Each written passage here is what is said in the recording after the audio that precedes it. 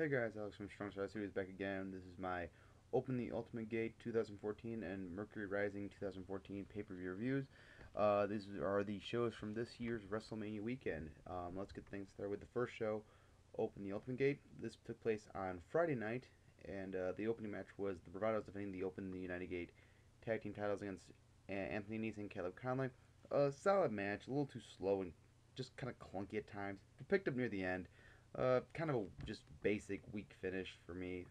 Just never really kicked in the next gear, but decent opener. Then we had AR Fox versus Mr. A. Um, in ring wise, this was fine, I guess. It certainly wasn't like a Mania weekend caliber match, especially from AR Fox.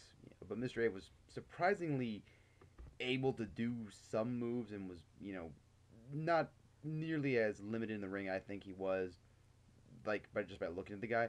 But just overall, this was a very stupidly booked match with Teddy Hart coming out and just attacking both guys for no reason whatsoever. Really, really bizarre, and just this was not even close to as bizarre as it would get later the next night. But de- very average below, probably below average matches for the stupid booking, I'd say. Then we had Rich Swann versus Biff Busick. Very fun wrestling match.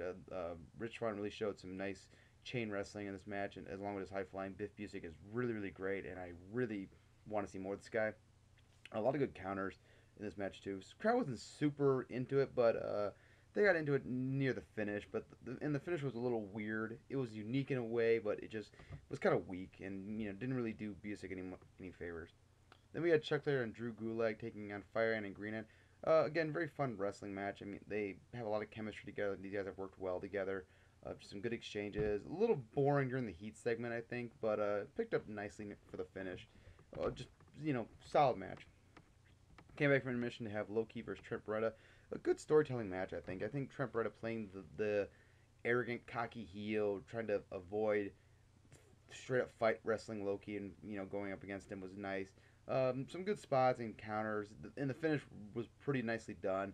A good surprise win for Trent Baretta. The crowd really reacted, like genuinely shocked by it. So, good matchup. Could have been a lot better though. And then we had one of the matches of the night, which was Chris Hero versus Masato Tanaka. This was awesome. Just nice chain wrestling to begin, and then it quickly just turned into an all-out slugfest. Both guys dishing out some very, very stiff shots.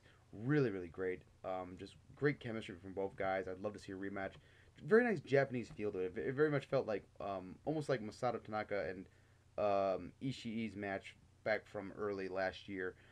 Just really nice feel. The crowd loved this match, and it was really a great match. This is definitely worth going away to see. And then we had the main event, which was honestly, as of right now, the match of the weekend for me, which was the Open the Freedom Gate match between Johnny Gargano and Ricochet. Just great action, nice mixture of mat wrestling, strike exchanges, high spots, just everything really great about wrestling. Great storytelling with Gargano, playing the heel he's been playing all year, trying to beat basically Ricochet, who was just this babyface that was, not going down without a fight. Uh, Ref bump was a little bit of a bump. I didn't really like that much, but again, it worked because I got a great near fall of it, and it kind of was Johnny Gargano trying to go back to the well, what had worked for him before, and all that. Just a really great way to end this really super long title reign for Johnny Gargano, and big win for Ricochet. So overall, really great match, and that match and the Masato Tanaka Hero match are really worth going away to see. Overall, I'll give the show an 8.25. Um, the first couple matches, it takes a while to get going, but there's enough solid stuff here, and the two main events are definitely worth going away to check out. So that's it for this show. All right, and now we got Mercury Rising 2014. Oh boy, where to begin with this show? This show was a disaster in layman's terms. Start things off with the Dragon Gate six-man tournament round one match between Chris Hero, Masato Tanaka, Roger Strong taking on Rich Swann, Ricochet, and AR Fox. This is a fun match for the action, well, but just way too long. Really dragged at times. There's like two really long heat segments, and just a really weak finish. If this match had been like 15 minutes and with a little bit of a better finish, I would have enjoyed it a lot more. But it was like a 30-minute opener and just way too long. Probably the match of the night, though, surprisingly. Then we had Chuck Taylor come out and cut a promo, which was interrupted by Maxwell Chicago, and then they had a comedy match that wasn't funny and went nowhere. And yeah, less said about this, the better. And then we had the infamous match, which is the Premier Athlete brand taking on Chuck Taylor and I guess Biff Busick, because he was added to the match later on, but it was originally just Chuck Taylor versus the Premier Athlete brand, another first round matchup. And yeah, this was just the biggest WTF I've ever seen. Basically, Chuck Taylor got beat down. Biff Busick came out, had some nice, action, clearing out the heels.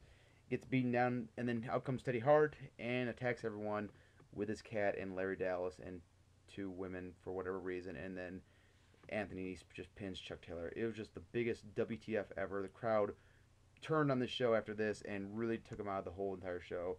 Just this is the worst match of the year, and in retrospect, it probably won't be top because this was just what the hell were they thinking with this match? Yeah. And then we had another first round match, which was the Konley and Lince Dorado taking on the Bravado brothers and Moose. This was a fine match. It was just very clunky, very awkward at times. Just really, it looked like the guys had like a little trouble just getting going. No real pace or story to it, and just very blah. And also the crowd was just not into it at all. Then we came back from intermission. We had a Shine Championship match between Ivelisse and Mercedes Martinez. Kind of just an average match. It never really picked out about a first gear. Really weak finish too, I think. Just yeah. Then we had Loki versus Johnny Gargano. These two guys showed some chemistry in the match, and it was pretty good for the most part.